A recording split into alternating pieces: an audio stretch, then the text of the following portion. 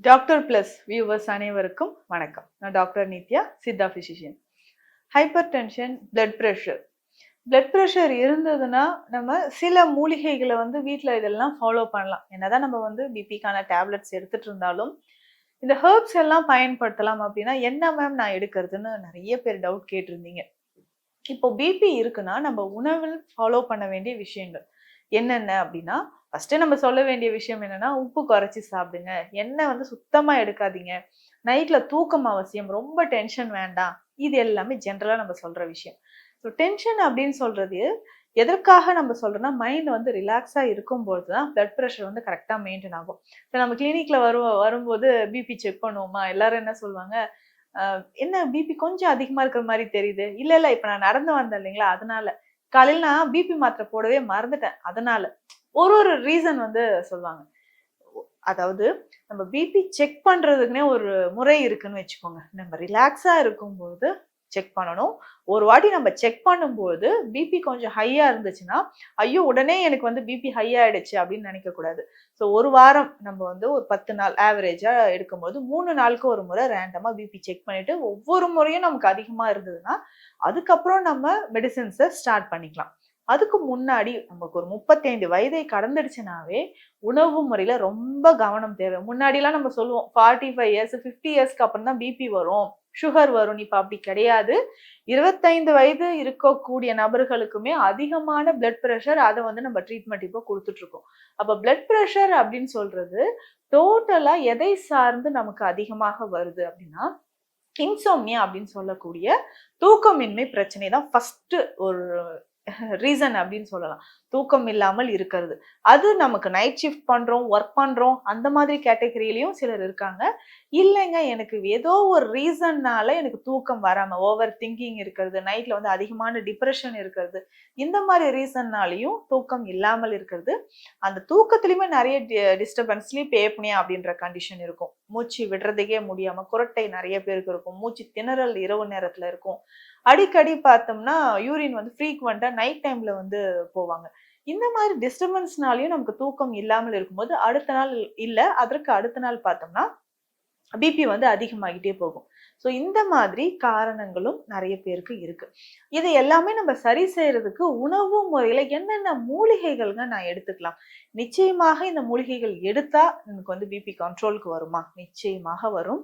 அதுக்கு முன்னாடி சொல்ல வேண்டிய ஒரு முக்கியமான விஷயம் என்னன்னா, பிபி ஆரம்பத்திலே நம்ம சரி செஞ்சிட்டோம்னா ரொம்ப ஈஸி. சுகரை விட பிபி ஈஸியா நம்ம கண்ட்ரோல் பண்ணலாம். ஆனா பல வருஷமாக நமக்கு பிபி இருந்துகிட்டே இருக்குன்னா, அதை விட ஒரு மோசமான ஒரு நோயே இல்லைன்னு சொல்லலாம். ஏன்னா 4-5 வருடங்களுக்கு மேலாக நமக்கு ஹைப்பர் டென்ஷன் இருந்துகிட்டே இருக்குன்னா, அடுத்தது டோட்டலா மேஜர் ஆர்கன்ஸ் எல்லாமே அதை டார்கெட் பண்ணுதுன்னு சொல்லலாம். முக்கியமாக இதயம் சார்ந்த பிரச்சனைகள், சிறுநீரகம் சார்ந்த பிரச்சனைகள். அது இதயம் சார்ந்த பிரச்சனைனா ஹார்ட் அட்டாக்ல இருந்து ஹார்ட்ல வரக்கூடிய பிளாக்கேஜ் வரைக்கும் ஏற்படுது. அதுக்கப்புறம் பார்த்தோம்னா ரொம்ப ஒரு கொடுமையான ஒரு நோய் அப்படின்னு சொன்னோம்னா, இந்த சிகேடி அப்படின்னு சொல்லக்கூடிய chronic kidney disease, kidney failure, கிட்னில ஏற்படக்கூடிய சுருக்கம், இது சொல்றோம். பிபினால வரக்கூடியது. அடுத்து முக்கியமான இன்னொரு விஷயம், மூளையும் அது தாக்குது. பிரெயின் ஸ்ட்ரோக் நிறைய பேருக்கு இருக்கு. இதுல முக்கியமாக இஸ்கிமிக் ஸ்ட்ரோக், ஹெமரேஜிக் ஸ்ட்ரோக் அப்படின்னு சொல்றோம். இந்த கண்டிஷன் எல்லாமே due to high blood pressure. அப்போ இதயம், சிறுநீரகங்கள், மூளை தொடர்பான பெரிய வியாதிகள் நமக்கு வர்றதுக்கு காரணமாக இருக்கிறது இந்த பிளட் பிரஷர் தான். இப்போ ஆரம்பத்திலே இதை நம்ம ஒரு ஃபுல் ஸ்டாப் வைக்கணும்னா, இந்த மாதிரி உணவு முறைகளை நம்ம ஃபாலோ பண்ணிட்டு வந்தோம்னா ரொம்ப ஈஸியா இந்த மாதிரி பெரிய விளைவுகள் வராம நம்ம தடுத்துக்க முடியும். அப்போ உணவு முறையில நான் சொல்ற மாதிரி விஷயங்களோட இந்த மூலிகைகளும் தினமும் நம்ம சேர்த்து சாப்பிடணும். என்னென்ன மூலிகைகள் உணவுல அதிகமாக இருக்கணும்னு நல்லா நோட் பண்ணிக்கோங்க. வெந்தயம் நிச்சயமாக உணவில் தினமும் ஏதாவது ஒரு டைம்ல, இது மெடிசன் மாதிரி கிடையாது, நம்ம ஃபாலோ பண்ற விஷயம். வெந்தயம் ஒரு ஸ்பூனாவது ஒரு நாளைக்கு நம்ம சாப்பிட்டுக்கணும். நெல்லிக்காய் கண்டிப்பாக ஒரு நாளைக்கு ஒரு நெல்லிக்காய் இருக்கணும். எலுமிச்சை பழம், அரை எலுமிச்சை பழமாவது நிச்சயம் சேர்க்கணும்.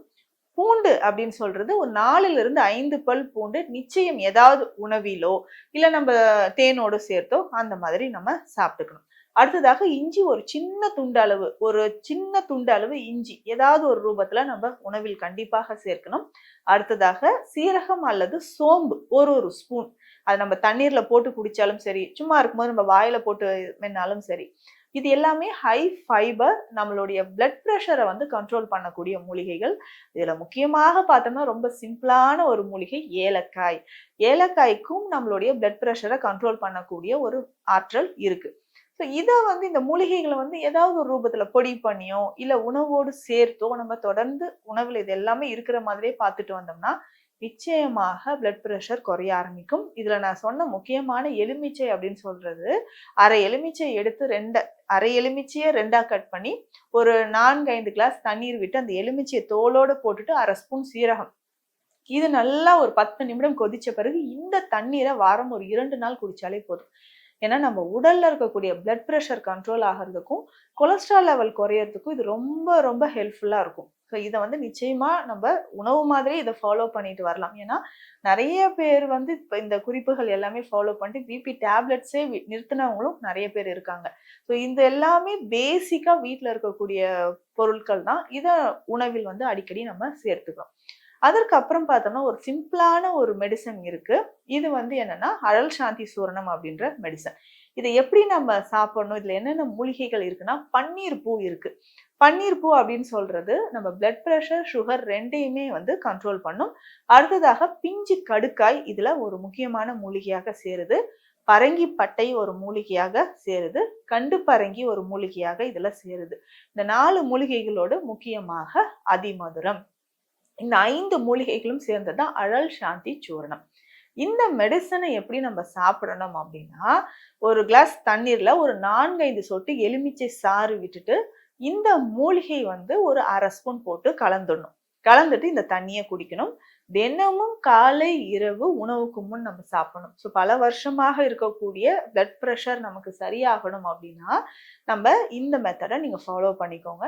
நான் சொன்ன இந்த உணவு முறைகளோட அழல் சாந்தி சூரம் எக்ஸலண்ட் மெடிசன். ஏன்னா ரொம்ப நாள் ஆல்கஹால் வந்து நிறைய பேர் எடுத்துட்டு இருப்பீங்க. ஆல்கஹால் சாப்பிட்றவங்களுக்கு நிச்சயமாக பிளட் ப்ரெஷர் அதிகமா இருக்கும், ஸ்ட்ரோக் வர்றதுக்கும் வாய்ப்பு இருக்கு.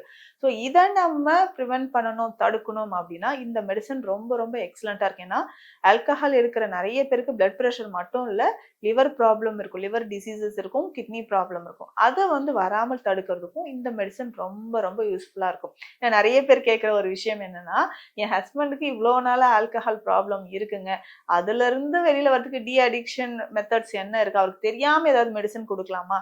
அப்படி ஒரு விஷயம் வந்து சாத்தியம் இல்லைன்னு சொல்லலாம். ஏன்னா மெடிசன் அப்படின்னு சொல்றது அவங்களுக்கு தெரியாம கொடுக்கறத விட அவங்களாவே இந்த மெடிசன்ஸை எடுத்து சாப்பிடும்போது நிச்சயமாக நம்ம உடல்ல இருக்கக்கூடிய ஆர்கன்ஸ் எல்லாமே ஹெல்த்தியா இருக்கும்னு சொல்லலாம். ஸோ அந்த மாதிரி ஆல்கஹால் எடுத்து நம்ம பாடியில ப்ராப்ளம் இருக்குனாலும் இந்த அழல் சாந்தி சூர்ணத்தை தாராளமாக பயன்படுத்தலாம். ஸோ பிளட் ப்ரெஷர் குறையறதுக்கு நான் சொன்ன இந்த உணவு முறைகளோடு இந்த மருந்துகளும் ஃபாலோ பண்ணுங்க. நிச்சயமாக அது ஒரு நல்ல பலனை தரும். மீண்டும் அடுத்த பதிவில் சந்திக்கலாம். நன்றி.